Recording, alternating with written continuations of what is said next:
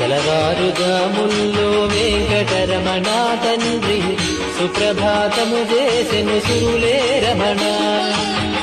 పంచామృతములతో వెంకటరమణ తండ్రి నిత్యాభిషేకములే నిత్యము రమణ. భద్రమకుటంబుతోను వెంకటరమణ తండ్రి శంకు చక్రధారుడవే తిరుమల రమణ.